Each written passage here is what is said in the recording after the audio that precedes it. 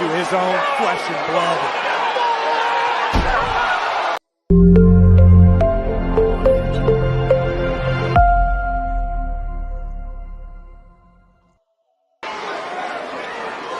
What do we want to talk about? I am him! I am him!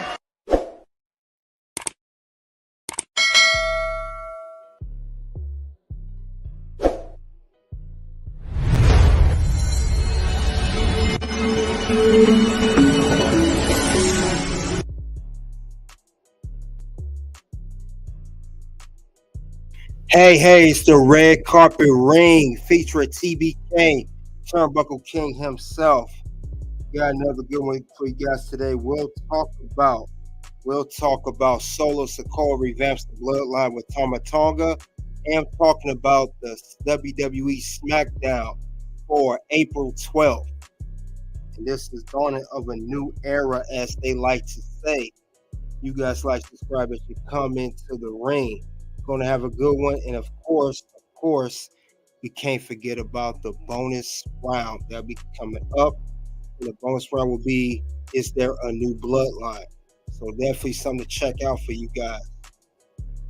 Thank you all for coming out. I know it's a little bit later than usual, but I still had to do a SmackDown review and get everything caught up. Definitely. Thank you guys for coming out. Appreciate it. So we're going to have a good one. Going to discuss a lot about SmackDown and everything else with it. So definitely. Let's see before we begin. Oh, man. Let's see. Rudy Gilbert, salute. Thanks for coming out. King Groove, have seen a while. Salute to you. Carl Myers, salute to you. Salute to all you guys coming out. So, like I said, it's going to be a good one to discuss. Something to talk about.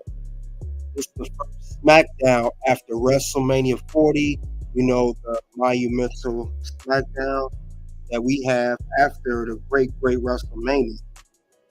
Definitely monumental. Definitely a WrestleMania we all won't forget.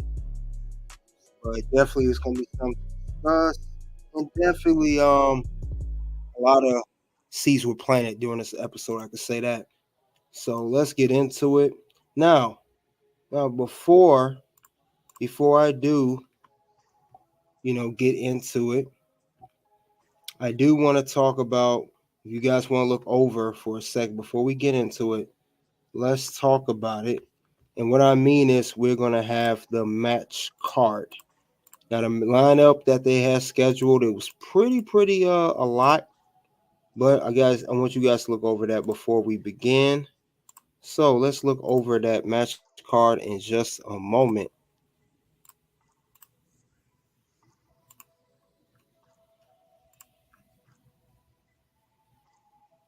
One second, guys. Get that match card up. All right, here's the match card.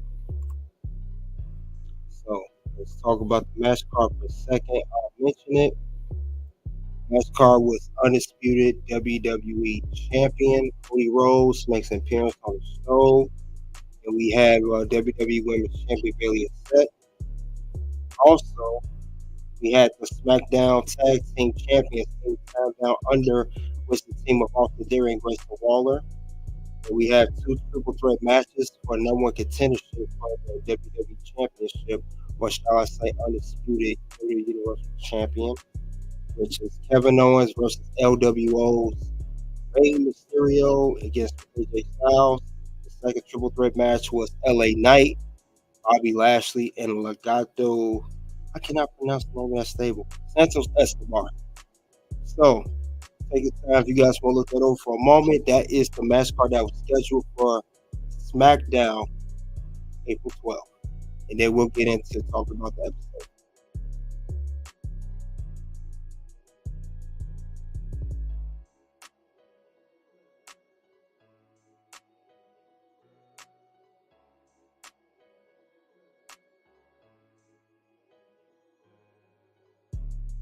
Okay, that's the match card. Now I'm going to talk about the episode. As we know that the show kicked off good. Of course, we had an appearance from Mr. Cody Rhodes, the brand new undisputed WWE Universal Champion. Now, Cody, he kicks off the show. He talks about, Rock mainly, and he talks about how Rock gave him something. It was a gift. All these quotes between Cody and The Rock, the way I see it, we got a future feud set up. And like I said before I even started the review, there's going to be a lot of seeds planted. And the one I can see from the beginning of the show, we are going to get Cody Rhodes versus The Rock. That's a future feud that we're going to get. So that's a future feud we're going to see. He said Rock gave him a gift again, which was a watch. And then we know a couple weeks, Rock said, "Don't break my heart again." And then Rock whispered something to Cody a couple weeks ago on Raw. We're definitely going to see a feud in their future between The Rock and Cody Rhodes. Rock already said that Roman and Cody's over. Roman got defeated by Cody. He said that feud is over, and the feud with The Rock is just beginning. Rock said he had to take, he's going to be gone for a while, take time away, which we know he's filming a new movie. He'll be back. So definitely, and then Cody talks about The Rock. This is going to be another main event, big stage match between Cody and The Rock. Could it be for the undisputed WWE Universal Champion? Who knows? Is it needed? No. Rock is a big mega star himself, and Cody's the brand new champion. He really doesn't need to win that title against The Rock. But this is a future feud that I see setting up between Rock and Cody Rhodes. Wilbur said the SmackDown was better than Raw he said better than Raw after WrestleMania 40. That is a whole fact. I agree with you on that one. And I got to give your due on that one. Because I am that damn good.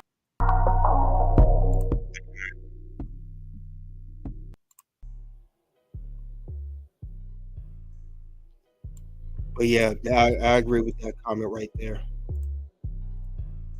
Well, the baby said Cody versus Roman was awesome. Absolutely, definitely was. But now that Cody defeated Roman, Roman's no longer champion. Roman, I don't see getting a rematch. Cody has to start a new feud, which brings me to my next point. Cody said that he is waiting for who's going to be the number one contender for his brand new undisputed WWE Universal Championship, and that will be determined at Backlash. And it starts with 2 triple threat matches, as I mentioned earlier. You're going to have 2 of those matches. Then next week it will be an undisputed number one contendership match, and that individual, whoever wins, will go on to face Cody Rhodes at Backlash. So definitely. Yeah, Cody mainly talked about how he mentioned something about his wife too. She said, who said it was open mic night, and that was reference to his wife. His wife said that's, I believe, Jade Cargill back in AEW, the early days of AEW, when AEW was actually good, not trash like it is now. Anyway, but yeah, that was the first segment of the kickoff. SmackDown was Cody Rhodes. He is the brand new champion, and I gotta say, that belt looks good on Cody. That belt definitely looks good on Cody, and it definitely you deserve it, and it's definitely an awesome look on Cody. And I'm awesome! Yeah, that's an awesome look on Cody. Looks great with a champion, and I know he'll get the respectable run that he well deserves. After all the hard work he's put in since he's been back at WWE in 2022. Now the next thing we're gonna move on to the next segment of the show. Let's talk about it. Now, what's crazy is we had a little segment here, and this kicked off the first match of the night. This is the first triple threat match of number one contendership match next week for Cody's undisputed WWE Universal Championship. We have Bobby Lashley, LA Knight versus Santos Escobar. At the top, you got Ray saying he deserves one more run. That's LWO. Also, later on, it was also mentioned that Ray, I couldn't see him win the match. It made no sense for Ray to win the match. It does not benefit him any way, shape, or form. But anyway, regardless of all that, he's in a match. Bobby, who seemed like an odds-on favorite to win. And then, of course, we have LA Knight. LA Knight. Now, as we can see, LA Knight was the winner of that match. And we was going to wait the winner of the second triple threat match. So, and then I appreciate, and like I said, it's going to be a backlash. Now that LA Knight won this no contention match, where does this leave him? What are the next, clues of him getting pushed back, since he did come off his win of versus AJ at WrestleMania 40? So that's where it leaves him. But this was a solid match. It was not bad at all. Not bad at all. Like I said, it was a good way to, I guess, showcase all three of them. And I would like for Bobby to win, but he didn't. Unfortunately, he did not. He did not win. That's who I was rooting for to win the match, but did not go down like that. LA Knight. Then we had interference too. It was some interference there. It's gonna be some interference in some type of shape or form in this match. But despite all of that, it was LA Knight that ended up winning. He ended up winning this match, and he is gonna go on to face against the number one contender next week for a shot at Cody Rhodes championship. Like I said, it wasn't a bad match. It was not solid at all. It's like I said before, it's basically telling a story.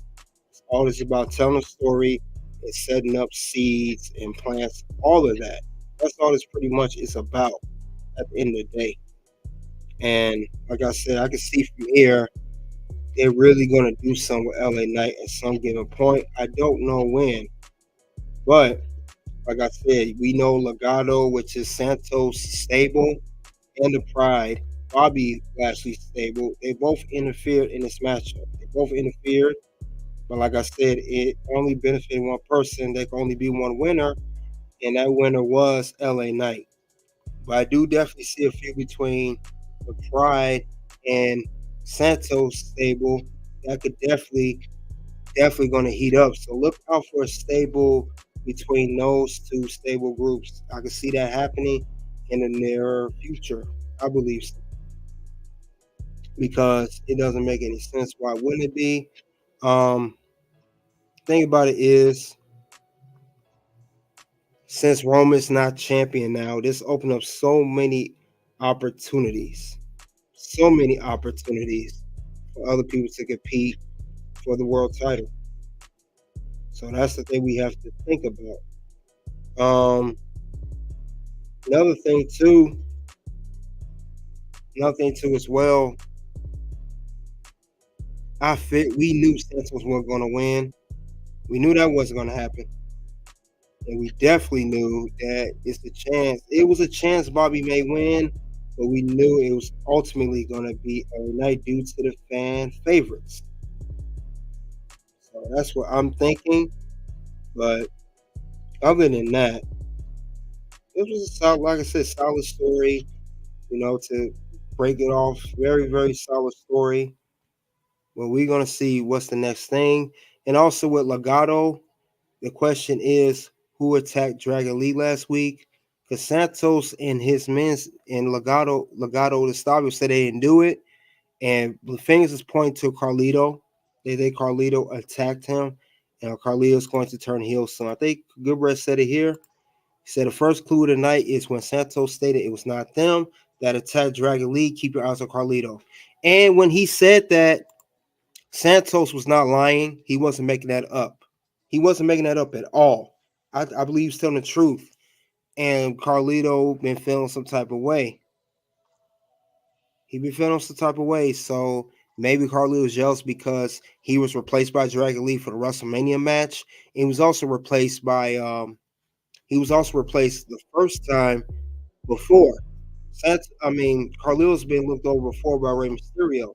So he may have been joining with Santos and his crew. You never know. Because we haven't seen no big thing off Carlito since he's been back.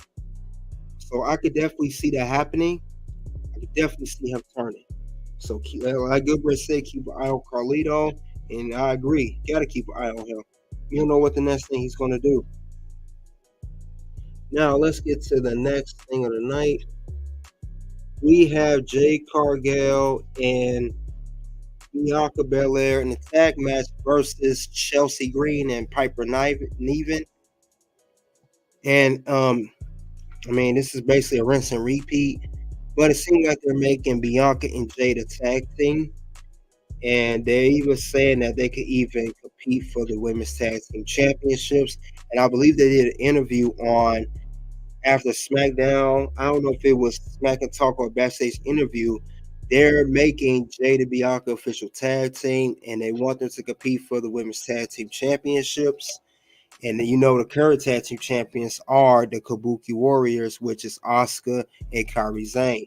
But that's the thing. Can not only they won the tag team match in the near future, which I'm pretty sure it'll take some work. But here's the thing: can we see Jade and Bianca winning tag team titles? Can Jade and Bianca win tag team titles? Can we see that happen in the near future? Can we see them win the tag team titles? This is the second time they've been a team with each other. We know they was at WrestleMania 40 night 1. Even though it was a 6-woman tag match with Naomi, and they're dressed similar. They both got purple on. Jay looked very happy to have Bianca. We know that there's a rumor heel turn with Bianca. But before she does get her heel turn and do her actual turn, can we see her and Jade Cargill winning the Women's Tag Team Championships first? You guys let me know what do you think of that, because I could very well see that happen, and I could see them even defeating the Kabuki Warriors. As we know, Damage Control is going down.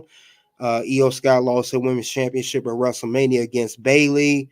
I could see those two Kabuki Warriors losing their tag team titles, and I could even see eventually the end of Damage Control, despite the Dakota Kai coming back. So that's what I want to think. But like I said before, this will be interesting to see what they're going to do with these two women next. I'm definitely interested to see what will be the next move. It'll be very interesting, but thing about Jade Cargill too, they're protecting her, like I said the other week. They got her in this tag. She don't wrestle much. And if you notice when she's tagged in, her matches are very short, like no more than 2-3 minutes. And even when she's in a singles match, it's real quick, real easy. Get to it, 1, 2, 3, it's over.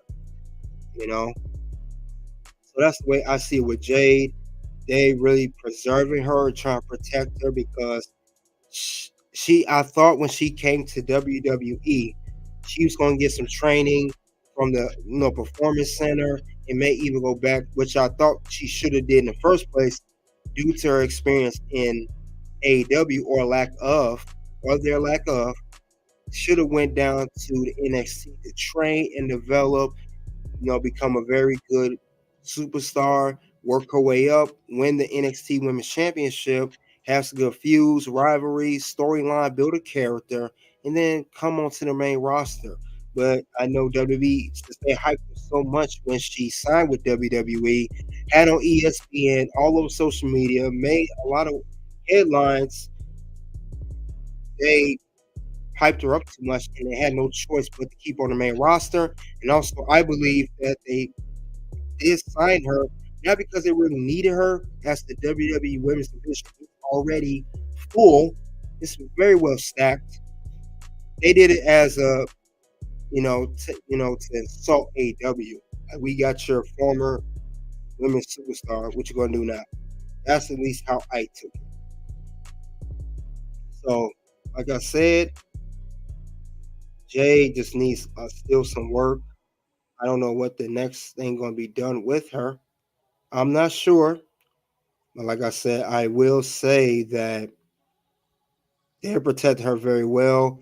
And I don't see no much improvement. I don't see much improvement for where Jade wrestling right now in WWE to when she was in AEW. I don't see that much improvement. Her matches were quick in AEW. She did that pin, a special way she pins her opponent. She did the same way. That's for those who did follow JAW in the past and saw Jay in there. I did. It's no different. It's really not. So I don't see what the whole big deal is. She could have went down to NXT to train some more. I don't think she should have got pushed to the main roster that fast. Because the fact of the matter is, people are starting to see it and they definitely will see it later. Determined by her quick matches. She can't wrestle. She cannot wrestle. She still can't wrestle. Couldn't wrestle AEW. She can't wrestle now. And they put with Bianca Belair, a well-established former women's champion. So they doing it to protect her. Nothing personal against Jay. She just can't wrestle. I don't think she can because I haven't seen nothing significant out of her since she been in WWE.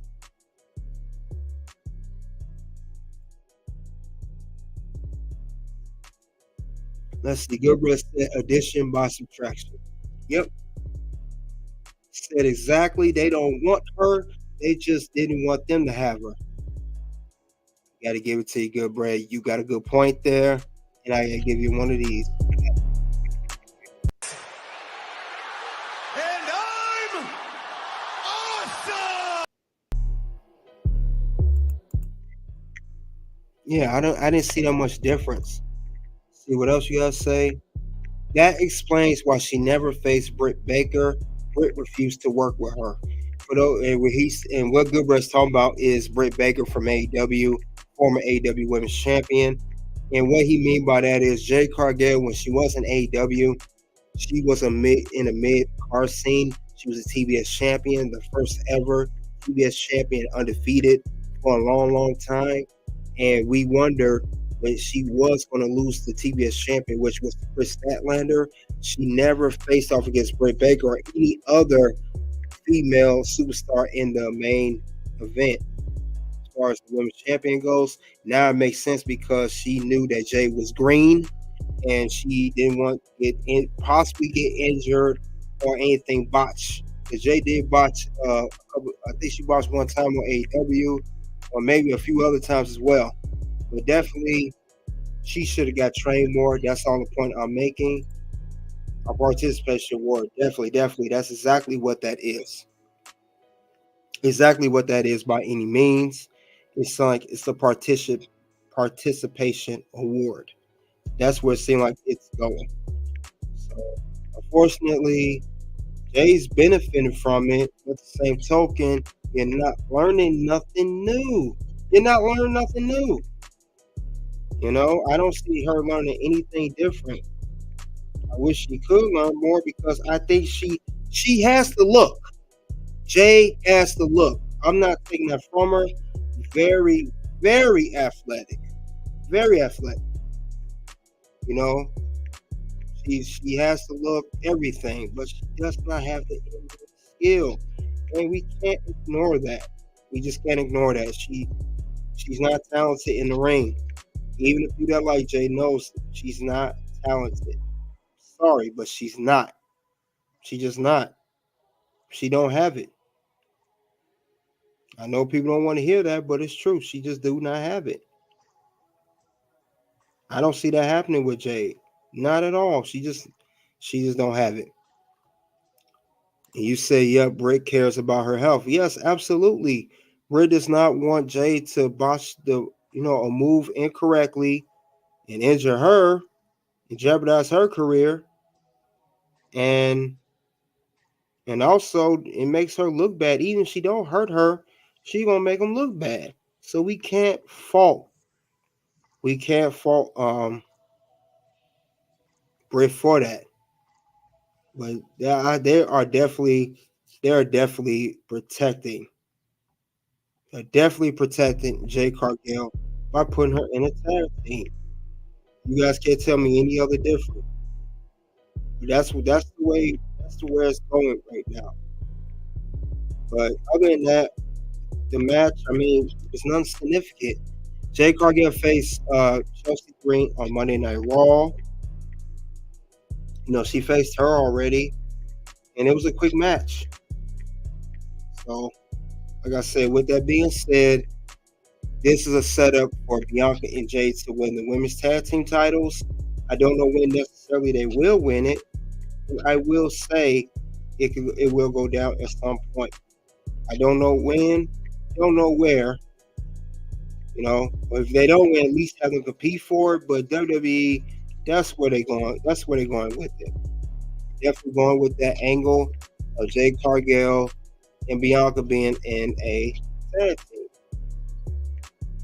But like I said, it's not a bad thing. It's just we know what they're doing with Jade Cargill now, and it's starting to become more and more obvious. More and more obvious. But other than that, that was the only part of that segment. But let's move on to the rest of the show of the evening. So let's go to see what else happened on Friday Night SmackDown. We also had here a very, very significant moment. This was the highlight of the night. Solo Sikoa. You know, they've been talking with Paul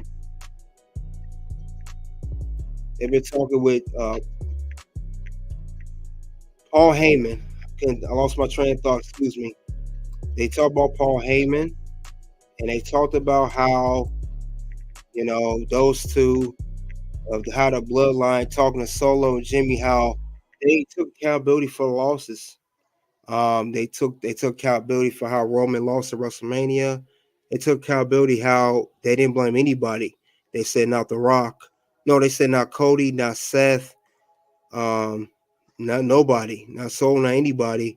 Basically, Roman lost fair and square, even though it was under bloodline rules.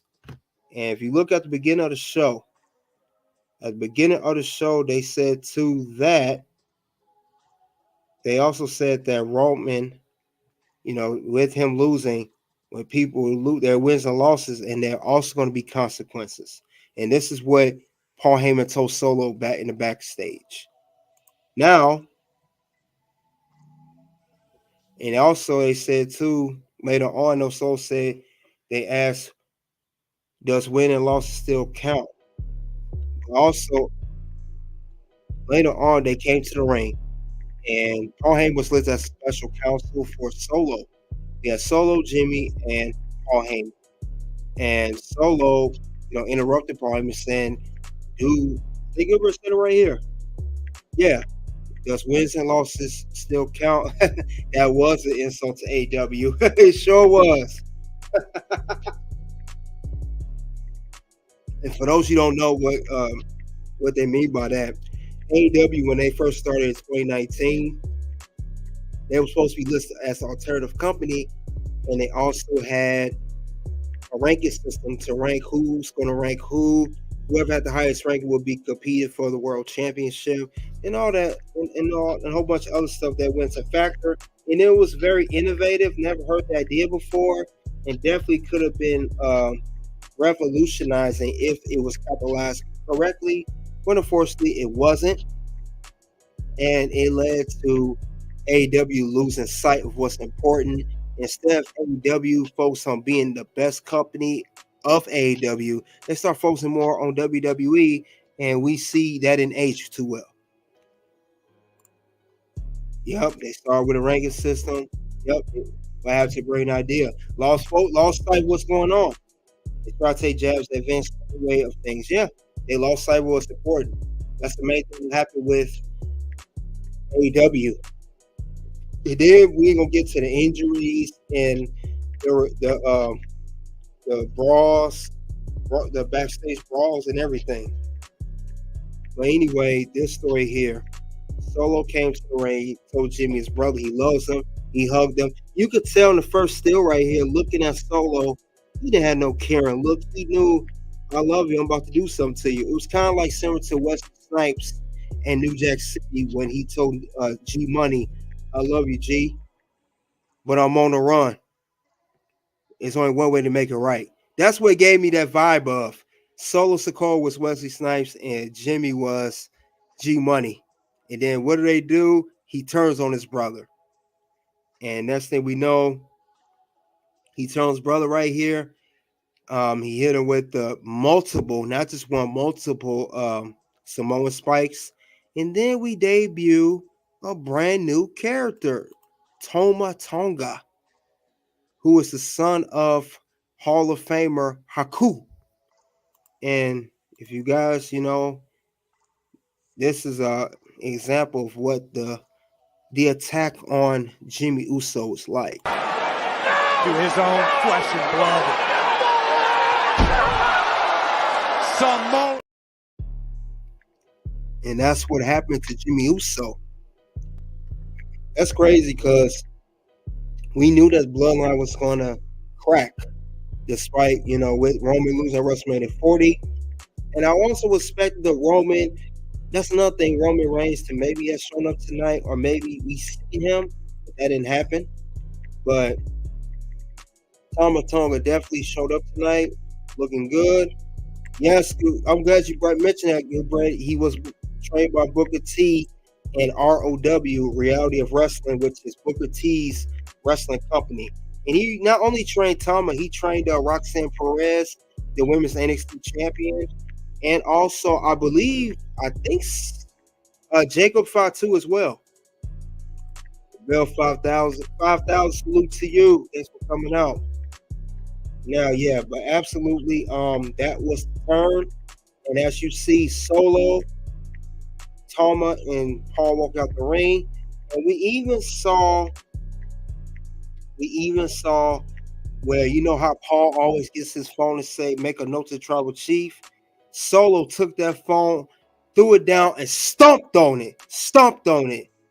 Oh my goodness, that was definitely a great story. We definitely see the whole character shift of Solo. He said that he has been quiet for the whole WrestleMania weekend, night 1, night 2. He did show up at Roman Smash Bloodline Rules for the championship. We saw that, but he didn't really speak much or show much of his action, except for the little part at the end. Now we know how Solo feels. Solo feel like, hey, Roman lost. We got to make changes. And his change was taking out his own brother, Jimmy Uso, and bringing in a new character, which is Toma Tonga. And I'm pretty sure there will be more because there will be a new bloodline formed. And I'm going to talk about that in my bonus round. Brand new bloodline formed. And we're going to see probably even more and more of this bloodline forming, and definitely more of the story. Definitely more that's going on. But we know that, like I said, I'm going to get into it later, save for the bonus round. We know Solo did not do this upon himself. He was directed to do this. And I don't think it was from the tribal chief either, showing that he threw the phone down, stomped on it.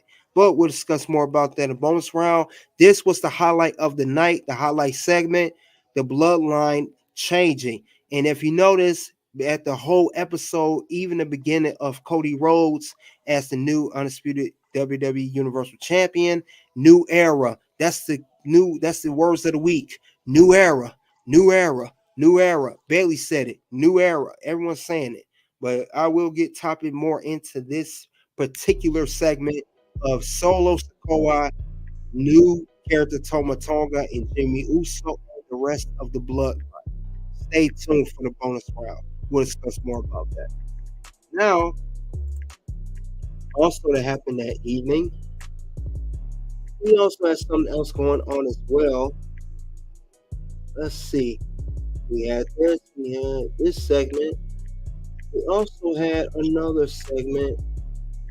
Oh, let's to them. Oh yeah, the main event. Main event is a second triple threat match, which is AJ Styles, Hall of Famer Rey Mysterio, and the prize fighter Kevin Owens. And whoever won this match will go on to face LA Knight, the winner of the beginning of SmackDown, to finally be the number one contender for Cody's Universal Undisputed Championship. Now, like I said, it was a good match. One thing I will say that was great in this match, AJ Styles. AJ Styles did that Styles Clash for Rey Mysterio off the top rope. And he won the match.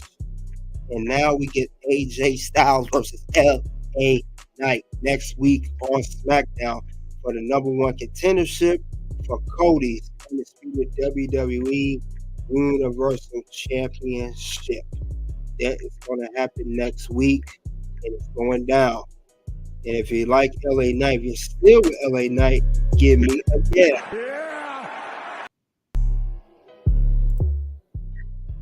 But I think AJ Styles is going to win this particular match. Hopefully he do. And I think he's going to give fed to Cody Rose as his first challenger for his championship. You said here Solo's definitely taking orders from the final boss. Yep, he sure is. Like I say, doing on his own. Roman next. Yeah, we will definitely talk about it. They will make Roman pay for his loss. It will be the ones versus the that's a good one. Ones versus the L's. Going back to the hand sign was clue number one. Absolutely. He put a one up.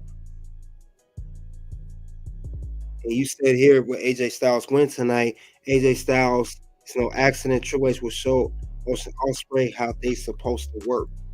Definitely will show them how to work and get it together. Because we know that AEW, they just ain't getting nothing right over there. People are comparing road spray to AJ. You call Ospreay road spray. Oh man, that's funny. That is funny. Oh man. And I'm awesome because I am that damn good. That was awesome, and it was definitely that damn good. But yeah, definitely. AJ's going to face LA Knight next week. Now, considering that LA Knight just faced AJ at WrestleMania and defeated him, I don't see him beating him twice. I see AJ beating him this time, and AJ, like I said, he looked good in that match. I like the Styles Clash off the top rope. But other than that, it was a solid match. We knew that Ray and Kevin was not going to win that match. Let's be realistic here, but it was a good try. You know, and then we have next week of Naomi. Well, other than that, that is the end of SmackDown. Let me give my review on this. My review on this is SmackDown's rating 5 out of 5. This is my review of it. It set up a lot of new storylines. Bayley needs new contenders for a brand new Raw championship. Cody needs brand new contenders for his brand new championship. We have Naomi versus Bayley next week for the WWE Women's Championship. Expect Tiffany Stratton and maybe many others to interfere. Bianca Belair even though she's in the tag with Jade, they may have her make a comment and feel some type of way regarding why didn't she get a championship opportunity, with the whole damage control thing. So she may be mad at Naomi and Bayley for that. Also SmackDown good thing tonight. The Solo turn. As you see here, like Gilbert said, he put the ones. We definitely know that he was born to do this, and I will explain more of that in the bonus round coming up shortly. Also, we want to know who attacked Dragon Lee, and very heavy speculation to believe that it was Carlito because he has animosity towards LWO for being overlooked to help them in matches. He don't feel like they're ignoring him and not taking him seriously. Other than that, nothing happened too with SmackDown. The new tag team of Jade and Bianca.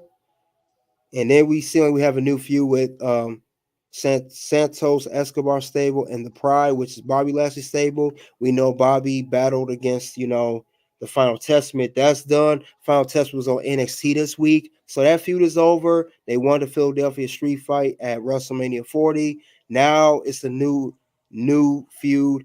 Like I said, like I said earlier, this SmackDown is the brand new era and also setting up future feuds, and they're planning to seize the beginning stages of a feud.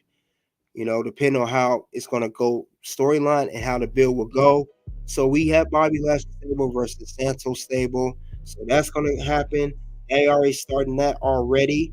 And then, of course, the number one contendership for Cody's title, which will be next week, AJ Styles versus LA Knight.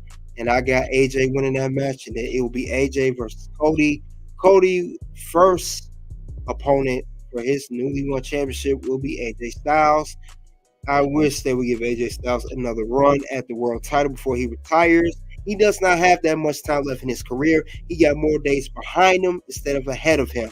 So hopefully they do that soon. I know it's not going to be now with Cody. Let's be realistic, but I'm just saying the future. Let Cody, do his thing as champion, but let AJ get a world championship run. Let him get the WWE Championship run or even the World Heavyweight Championship on Monday Night Raw, depending on if he gets drafted to the Raw brand April 26th coming around. But other than that, this was a very good episode. Like I said, a lot of seeds were planted, and our only time will tell what's going to happen when Roman Reigns come back on television whenever that may be. So definitely 5 out of 5. You guys in live chat in the comment section below, let me know what you think of Friday Night SmackDown for April 12th tonight. It's definitely something that'll be solid. I can't wait to see what they're going to do the next week around. Definitely something to tune into and check out in the near future. So I definitely cannot wait to see what the next move is going to be for WWE SmackDown, because I could say this SmackDown was better than Monday Night Raw after WrestleMania. And I could tell you that much. That's the way it went down. That's the way it is. See, we got a comment here. AJ versus Cody. I called that last week. Yeah, we did. And Goodbread said he gives the show a 5 out of 5. Like I said, you guys let me know what you think of that episode. Like I said, I'm tuning to see what's going to happen next week. And we also know too, a little side note. I know it's it's very obvious. It's not to talk about right now. This is pretty much the last 4 or 5 months we have of SmackDown on Fox. We know that SmackDown is moving back to USA Network this September. So let's enjoy SmackDown on Fox while we can, because it will be moving back to USA Network, as Raw will be moving to Netflix next January. So temporarily we'll have SmackDown Raw on the same network again. Temporarily though, until January. But other than that though, that's what I have for Solo Sikoa Revamps The Bloodline with Toma Tonga. And this time for the bonus round. Let's get into it. And let's set that up shortly, because it's some things I want to talk about with this whole bonus round. Because there's a lot of seeds been planted, and now they're about to grow. Let's talk about it.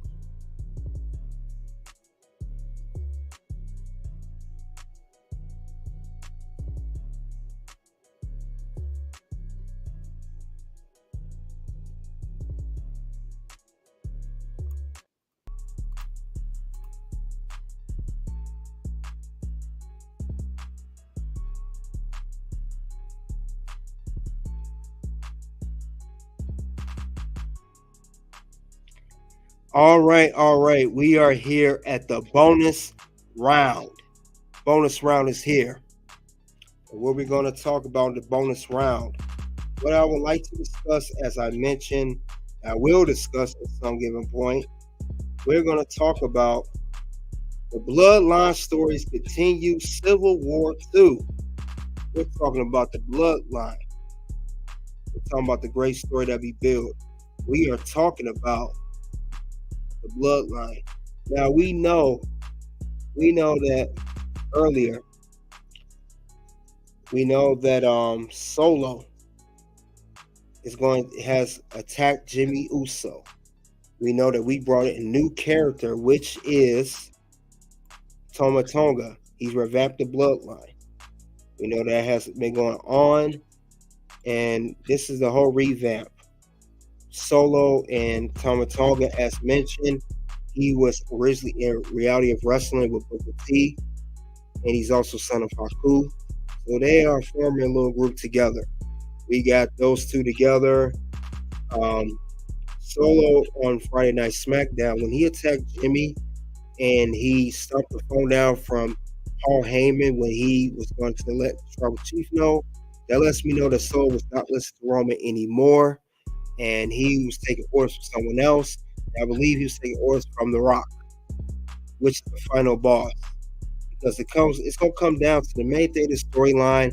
It's not just about Solo and Jimmy and Jay and Toma Tonga and whoever else. It's going to come down to one thing and one thing only, and it's going to be the final boss or the head of the table, which means The Rock or Roman Reigns. Now, I know Rock or Roman Reigns are not on TV every week. The Rock's going to be away filming his new movie starting in May and in August. Roman Reigns is a part-timer, especially since he lost the Undisputed WWE Universal Championship at WrestleMania 40. So, Solo is going to do what he can to get the Bloodline on his side, and then we're going to have Jimmy and Jay Uso on their side. Now, also, since Jimmy was attacked, it's pretty much making him a babyface again. And to make him babyface, he's going to link up back with his brother Jay Uso, Mr. Yeet, and main event Jay Uso. He's going to be on Monday Night Raw, or they could be over there for a while and then come back to Friday Night SmackDown. But they do have some unsettled business based off what Solo did to Jimmy on Friday Night SmackDown. Jimmy's not going to forget about it, but he know he's outnumbered right now. He can't do nothing with him and Toma Tonga and whoever else is involved, so he needs some backup, and who other to get backup calling for your brother, who you just had a match with at WrestleMania 40. And we know Jey Uso said that, despite him defeating his brother Jimmy at WrestleMania 40, he wants to make up with his brother and make things right. He wants him and his brother be on the same page again. So what other way for brothers to join forces who were once rivals and even face WrestleMania to team up against Solo, Tom, and whoever else is on Solo's side? And also, they would link up together and link up with Roman Reigns, because there is some beef with Roman Reigns. The Bloodline is going to be mad that Roman lost the Universal Championship at WrestleMania, despite the fact that Bloodline rules, everything working in towards Roman Reigns' favor, and yet he still lost because of a simple mistake, as Paul Heyman stated on SmackDown, of him focusing on Seth Rollins, who said he was the shield for Cody Rhodes, leading into this whole main event matchup of Cody and Roman. And instead of, he had a chance to hit Cody with the chair or Seth, he hit Seth, and it ultimately cost him his long run of 1,316 days as Undisputed WWE Universal Champion. So that could be the case. But when they do link up, it's going to be divided. It's going to be divided.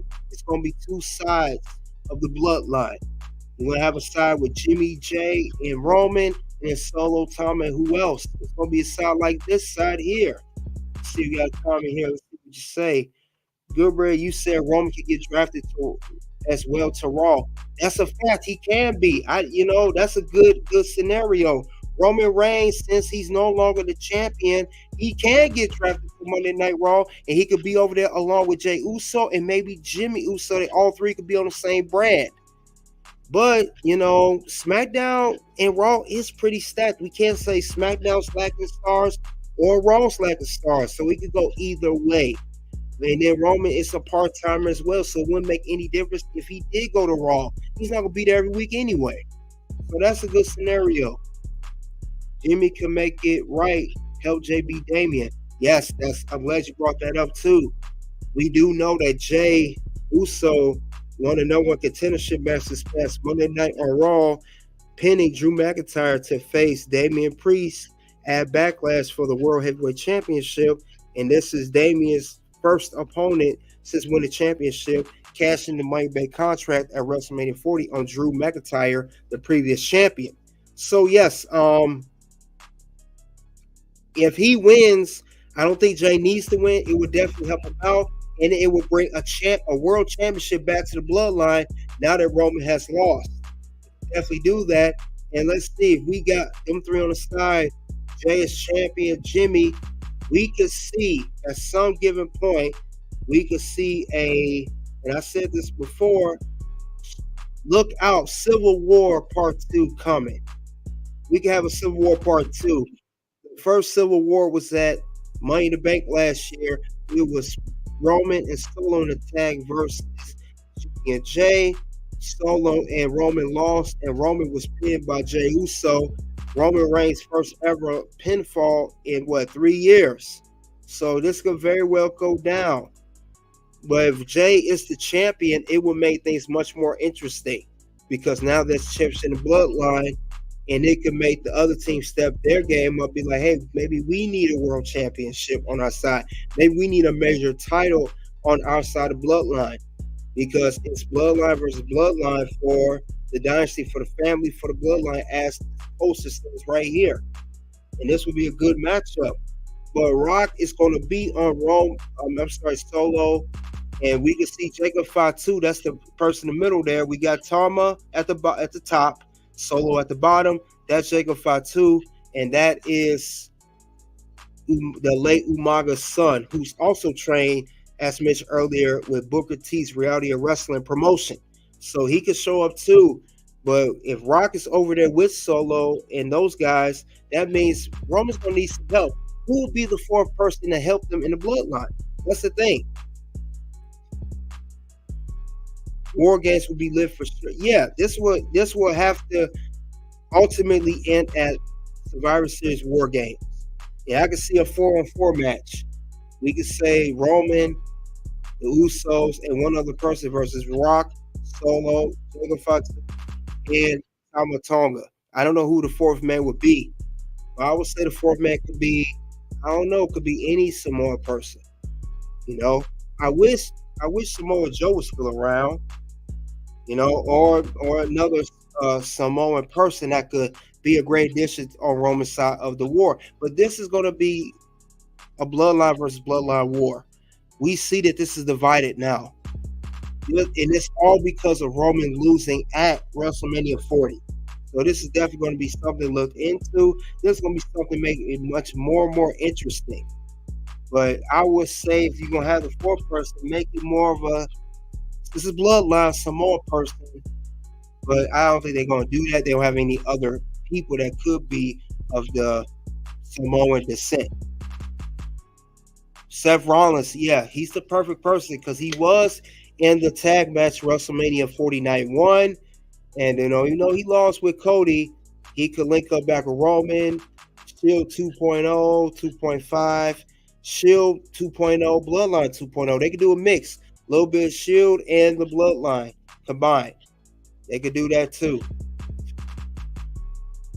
Remember, you said don't forget they could reboot the Shield 3.0, Punk, Seth, and Roman. They can. But I don't think CM Punk's going to be inserted into this storyline. He's more of having a program with Drew McIntyre. Maybe when he finished the program with Drew McIntyre, because we know he called Drew McIntyre the World Heavyweight Championship twice now. Once at WrestleMania, which caused Damon to cash in, then twice when he lost the number one contendership for the right to face Damian Priest for the World Heavyweight Championship. So Punk could lead on and get added to this feud later and teaming up with, Seth and Roman and maybe the Usos, and we can have ourselves a little 5-on-5, War Game style match. The only thing is, if that happened, who would be on Solo team along with The Rock? They would have to add a person. Who would be on their side? It was going to be a 5-on-5. I like where this is going. Like I said, the Bloodline story continues. When we think the Bloodline is over, it's just heating up. When we think it's slowing down, it's going up. So Bloodline, this is great storytelling by Triple H and the rest of the creative team in WWE. They are definitely building a story here. And this all started back in 2020 when Roman won the Universal Championship at Payback 2020 when he defeated Braun Strowman and the previous champion before him, the late, great Bray Wyatt. But yeah, we don't know. But I know the Bloodline is just getting started. Remember, The Rock told Cody Rhodes, we're just getting started. He'll have his feud with Cody. What could happen too, speaking of which, since Rock is going to feud with Cody, I think this is when it's going to start doing a dividing of the war. It'll be these three versus these three, and Rock will be having his feud with Cody Rhodes. And when that's finished, then Rock will be added to this feud, and maybe Seth Rollins get added to this feud, make it a 4-on-4 match. That could be very well possible. But we got to remember, Rock and Cody will be going on. It's rumored to have a Cody versus Rock at next year's WrestleMania 41. Supposedly could be Minneapolis, Minnesota. Supposedly, nothing's official yet. But as far as WrestleMania location for WrestleMania 41. But this very well could be a great storyline of the Bloodline story continuing. And like I said, we could have a Civil War Part 2 at Survivor Series. If not Survivor Series, maybe a big SummerSlam match. Who knows? I know that when they have this Bloodline versus Bloodline match, it will be at a big stage event. And it's going to be a very good one. It's going to be better than the first Civil War match. Man, I feel like trying to watch WWE. We know storylines and characters. It's like watching a movie, especially with this Bloodlines. It's literally like a movie, but long-term movie. It's literally a mini-series / movie watching the Bloodline form. It's been 4 years now. The Bloodline's been going strong, and there's been many changes, many additions now, and it could be a subtraction of certain things, but mostly addition to make the whole storyline better. So I can't wait to see what it's going to do. Now, remember, you said WrestleMania 41 will be Roman versus Brock, and then we'll end a storyline here.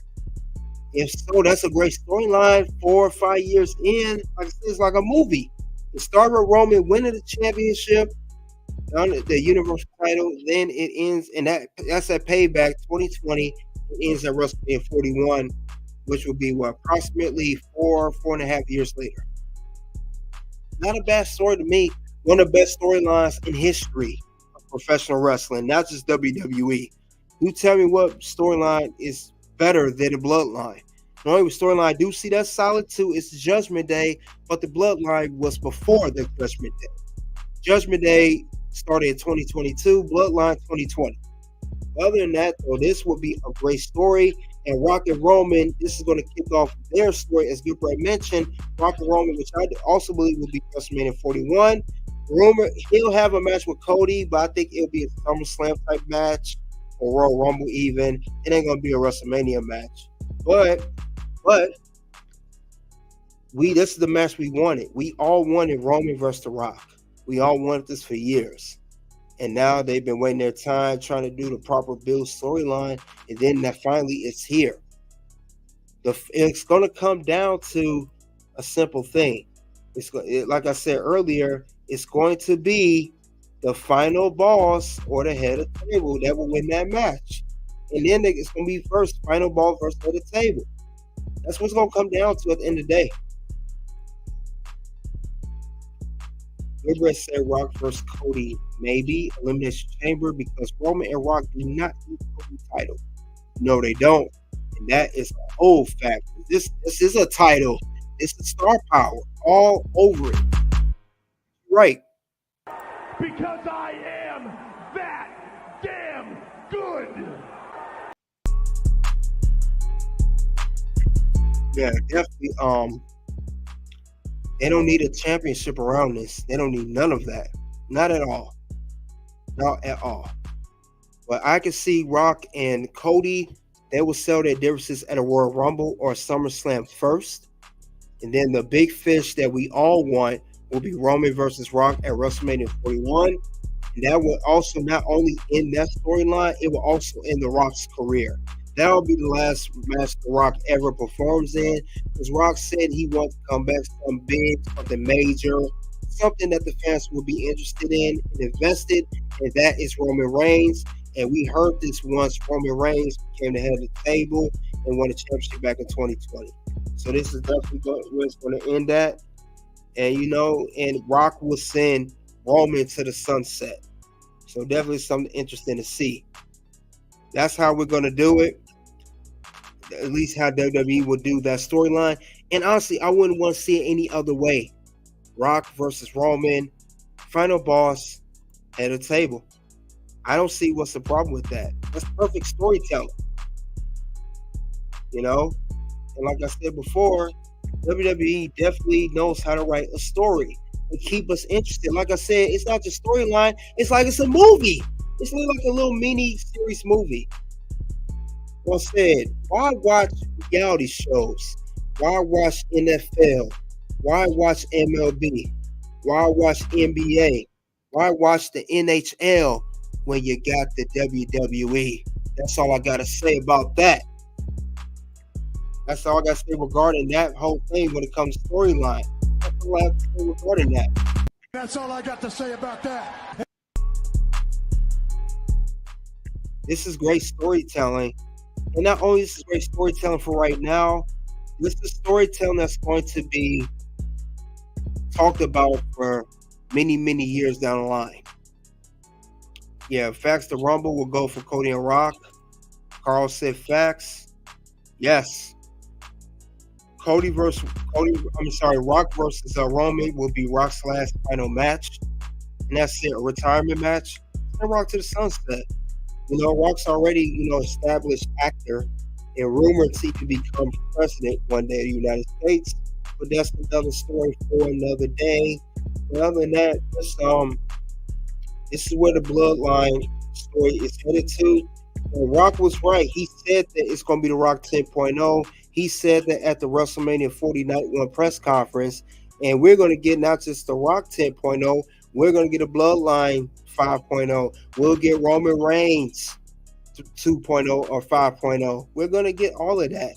And I think that'll be the perfect way to tell a story. And it'll be the perfect way for everyone to enjoy perfect storytelling. There's no other way besides that. So definitely buckle your seatbelt. The ground's going to get bumpy. And it's only just like The Rock said. Because at the end of the day, when it's all said and done, the Bloodline versus Bloodline, it will come down to final boss and the head of the table. It's going to come down to those two. And if it sets it up, that's going to set it up to. And that only going to set it up. You're going to either root for the final boss or you're going to root for the head of the table. That's who you're going to root for at the end of the day. That's what it's going to come down to. That's the match we all want. So we're going to get that match at WrestleMania 41. And then finally, we'll get The Rock and Roman to end this long, captivating, intriguing, interesting storyline. They will finally end their story.